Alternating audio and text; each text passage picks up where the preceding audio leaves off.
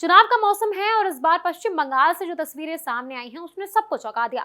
Record तोड़ voting, 90% से ज्यादा मतदान और सबसे बड़ा सवाल, क्या ये वोट बदलाव की आंधी है या फिर ममता बनर्जी की मजबूत वापसी का संकेत? बिहार जैसा नतीजा होगा या बिल्कुल उल्टा? चलिए समझते हैं। पश्चिम बंगाल में 2026 विधानसभा चुनाव के पहले चरण में 23 अप्रैल को 92% से ज्यादा वोटिंग दर्ज की गई।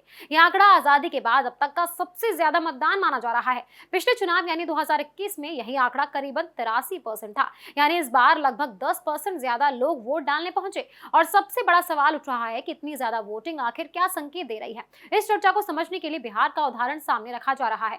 2025 में बिहार में एसआईआर हुआ था जिसमें वोटर लिस्ट को साफ किया गया। लाखों नाम हटे लेकिन फिर भी रिकॉर्ड 67% वोटिंग हुई। नतीजा क्या रहा? नीतीश कुमार की अगुवाई वाली एनडीए सरकार ने जबरदस्त जीत दर्ज कर ली और सत्ता में वापसी की। अब बंगाल में भी एसआईआर हुआ लेकिन यहाँ मामला थोड़ा अलग है। ममता बनर्जी ने इसका विरोध किया और इसे वोटरों के साथ गलत बताया।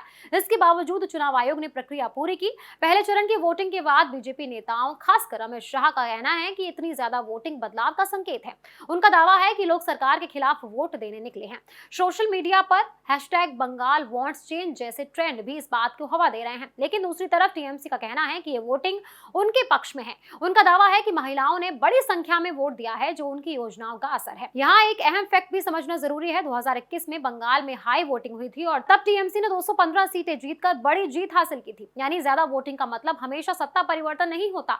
अब नजर है 29 अप्रैल को होने वाले दूसरे चरण की वोटिंग पर, जिसमें 142 सीटों पर मतदान होगा। इसके बाद 4 मई को नतीजे आएंगे जिनमें बंगाल के साथ साथ असम, केरल, तमिलनाडु और पुडुचेरी के रिजल्ट भी शामिल होंगे। राजनीतिक जानकारों का कहना है कि सिर्फ वोटिंग प्रतिशत देखकर नतीजे तय नहीं किए जा सकते। इसमें कई फैक्टर काम करते हैं, जैसे महिलाओं का वोट, स्थानीय मुद्दे, उम्मीदवारों की छवि और क्षेत्रीय समीकरण। यानी साफ है कि अभी कुछ भी तय नहीं है। बंगाल में बिहार जैसा नतीजा भी आ सकता है या फिर बिल्कुल उलट भी हो सकता है। फिलहाल तस्वीर पूरी तरह साफ नहीं है लेकिन माहौल काफी गर्म है। असली जवाब तो 4 मई को ही मिलेगा। तब तक इंतजार कीजिए क्योंकि बंगाल की ये चुनावी कहानी अभी और दिलचस्प होने वाली है।